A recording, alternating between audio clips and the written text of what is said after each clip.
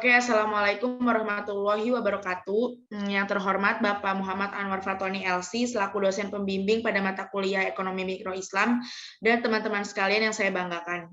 Di sini kami dari kelompok 4 akan memaparkan materi kelompok kami dengan tema Market Mechanism in Perspective Islam. Yang dimana anggotanya ada saya sendiri yaitu Kaila Tahira Husaini dengan NIM 070. Saya Nahsanul Latifah dengan NIM 054. Saya Dita Siti Kamila dengan NIM 061. Saya Dela Amalia dengan NIM 079. Saya Dava Fatih Krislianto dengan NIM 071. Oke, pemaparan materi yang selanjutnya akan disampaikan oleh saya sendiri. Yang pertama itu ada mekanisme pasar menurut pemikiran Ibnu Taimiyah. Pemikiran Ibnu Taimiyah terkait mekanisme pasar dicurahkan melalui bukunya yang sangat terkenal, yaitu Al-Hisbah fi Al-Islam dan Majmu Fatwa. Pandangan Ibnu Taimiyah mengenai hal ini sebenarnya berfokus pada masalah pergerakan harga yang terjadi pada waktu itu, tetapi ia letakkan dalam kerangka mekanisme pasar. Secara umum, ia menunjukkan the beauty of market atau keindahan mekanisme pasar sebagai mekanisme ekonomi, di samping segala kelemahannya. Ibnu Taimiyah berpendapat bahwa kenaikan harga tidak selalu disebabkan oleh ketidakadilan dari para pedagang dan penjual.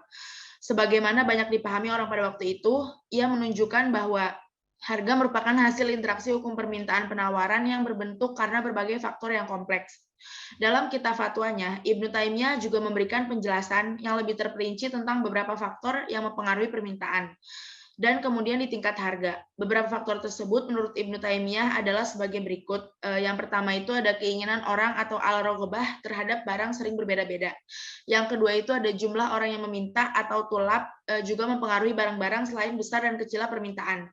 Yang ketiga itu ada harga juga akan dipengaruhi oleh kuat atau lemahnya kebutuhan terhadap barang-barang selain besar dan kecilnya permintaan.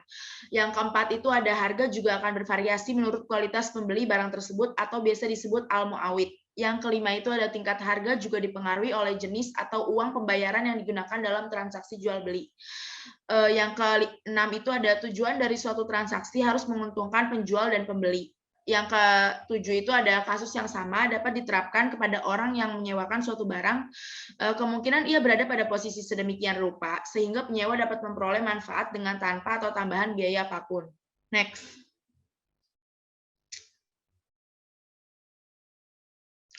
Oke, yang selanjutnya itu ada mekanisme pasar menurut pemikiran Ibnu Khaldun.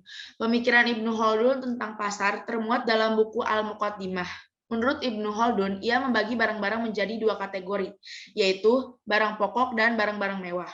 Menurutnya, jika suatu kota berkembang dan jumlah penduduknya semakin banyak, harga barang-barang pokok akan menurun, sedangkan harga barang-barang mewah akan naik.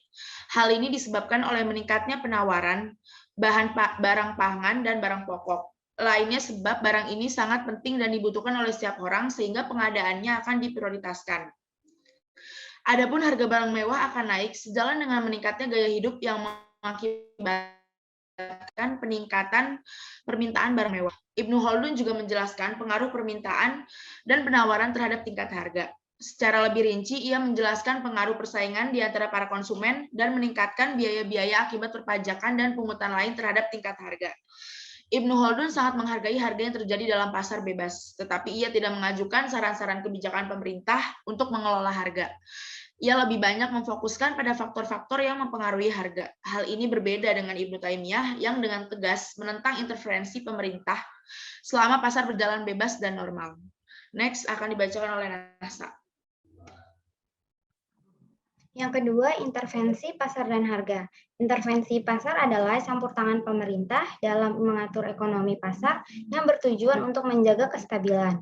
Dalam ekonomi Islam, cara pengendalian harga ditentukan oleh penyebabnya. Yang pertama, jika penyebabnya adalah perubahan demand dan supply, maka cara pengendaliannya melalui intervensi pasar. Yang kedua, jika penyebabnya adalah distorsi terhadap demand dan supply, maka cara pengendaliannya melalui penghilangan distorsi, yaitu intervensi harga. Akan tetapi dalam Islam, intervensi hanya dilakukan pada saat terjadi distorsi seperti monopoli. Jika tidak, maka Islam melarang adanya intervensi pasar dan harga. Next. Yang Kedua, ada intervensi pasar pada zaman Rasulullah dan Khulafaur Rasyidin. Rasulullah pernah menjalankan fungsi sebagai pengawas pasar atau Al-Hisbah. Al-Hisbah adalah lembaga yang berfungsi untuk memerintahkan kebaikan dan melarang hal yang buruk. Contoh intervensi pada zaman Rasulullah yaitu yang pertama, pada saat itu harga gandum naik, maka pemerintah melakukan impor gandum dari Mesir. Yang kedua, kaum muslimin pernah menjadi korban distorsi. Intervensi pemerintah dalam jalur perdagangan ini akan membuat normal kembali pasokan yang secara grafis digambarkan dengan kurva penawaran yang bergeser ke kanan. Selanjutnya akan dibacakan oleh Dita. Selanjutnya ada pengertian price floor adalah harga dasar, merupakan harga eceran yang terendah dan ditetapkan oleh pemerintah terhadap suatu barang yang disebabkan oleh adanya penawaran barang yang melimpah di pasar. Hal tersebut dilakukan dengan tujuan untuk melindungi produsen dari harga yang terlalu rendah sehingga tidak mendapatkan margin keuntungan yang memadai. Selanjutnya ada pengertian price ceiling atau harga tertinggi atau maksimum adalah harga yang ditetapkan berkaitan dengan menurunnya penawaran barang di pasar. Alasan yang umum dalam mengambil kebijakan ini yaitu untuk melindungi konsumen dari harga yang terlalu tinggi atau tidak bisa dijangkau oleh konsumen.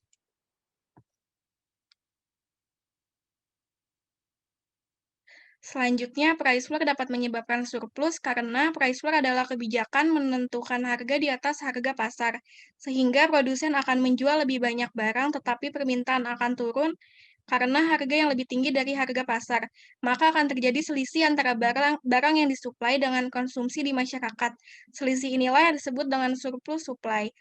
Adapun contoh implementasinya, yang pertama ada upah minimum regional atau upah minimum provinsi, yang kedua ada harga batas bawah taksi online, yang ketiga ada harga batas bawah pesawat. Selanjutnya, price ceiling dapat menyebabkan shortage karena price ceiling adalah kebijakan untuk menentukan harga suatu barang di bawah harga pasar, sehingga akan meningkatkan permintaan, tetapi jumlah barang ditawarkan tidak dapat memenuhi tingkat permintaan tersebut. Selisih inilah yang disebut dengan shortage. Adapun contoh implementasinya, yang pertama ada subsidi BBM, yang kedua ada harga batas atas taksi online, dan yang ketiga ada harga batas atas pesawat. Selanjutnya akan dibacakan oleh Dela Amalia. Selanjutnya yang keempat, ada market equilibrium atau keseimbangan pasar. Hal ini terjadi ketika kuantitas yang diminta sama dengan kuantitas yang dipasok. Dalam kurva mewakili titik perpotongan antara permintaan dan penawaran. Pada titik itu, keseimbangan pasar menentukan harga dan kuantitas. Konsumen juga sepakat.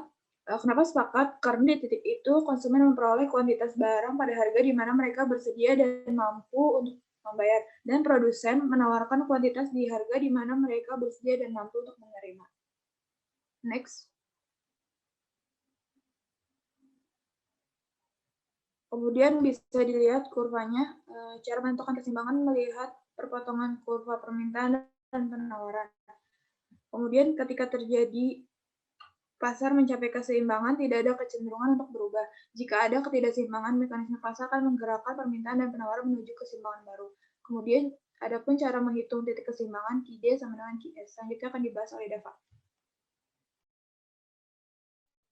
Selanjutnya ada perubahan keseimbangan pasar. Perubahan keseimbangan pasar terjadi bila ada perubahan di sisi permintaan dan penawaran. Kondisi yang bisa mengubah keseimbangan kurva yaitu pertama ada perubahan harga barang itu sendiri. Kalian tentu ingat hukum permintaan yang berbunyi bila harga barang atau jasa menjadi semakin murah, maka permintaan akan meningkat. Sebaliknya, jika harga barang atau jasa mengalami kenaikan, maka permintaan akan menurun. Sesuai dengan hukum ini, misalnya pada saat harga beras harganya 30.000 per kilogram, maka permintaannya sebanyak 30.000 ton. Lalu saat harga beras naik menjadi 40.000 per kilogram, permintaannya akan turun menjadi sebanyak 25.000 ton saja.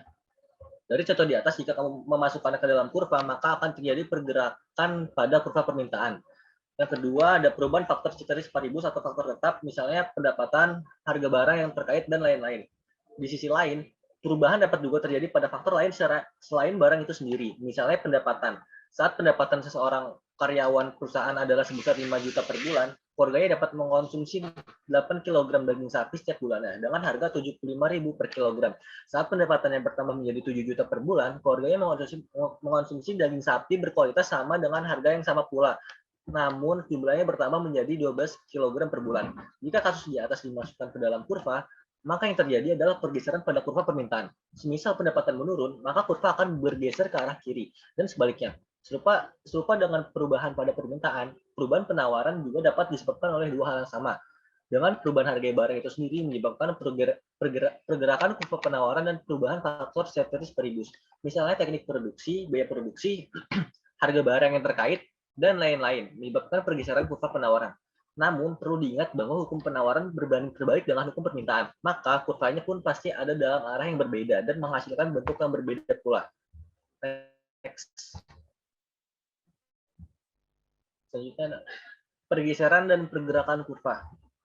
Sebuah kurva dapat dikatakan mengalami pergerakan apabila perubahan yang terjadi disebabkan oleh naik atau turunnya harga barang atau jasa yang dimaksudkan. Kenaikan atau penurunan yang terjadi di dalam kurva pastinya sesuai dengan hukum permintaan ataupun penawaran. Berikut adalah contoh pergerakan dalam kurva permintaan dan contoh pergerakan dalam kurva penawaran.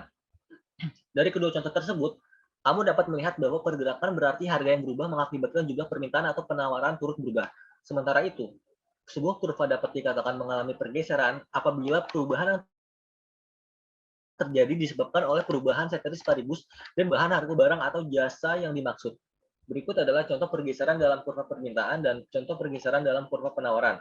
Pada kedua contoh di atas dapat disimpulkan bahwa harga barang atau jasa tidak mengalami perubahan, tetapi jumlah barang atau jasa yang diminta maupun ditawarkan mengalami perubahan. Selanjutnya akan ditutup oleh Kila Tahera. Oke, sekian pemaparan dari kelompok kami. Kurang lebihnya mohon maaf karena kesalahan datangnya dari kelompok kami sendiri dan kesempurnaan hanya milik Allah Subhanahu wa taala. Wabillahi taufiq wal hidayah. Wassalamualaikum warahmatullahi wabarakatuh.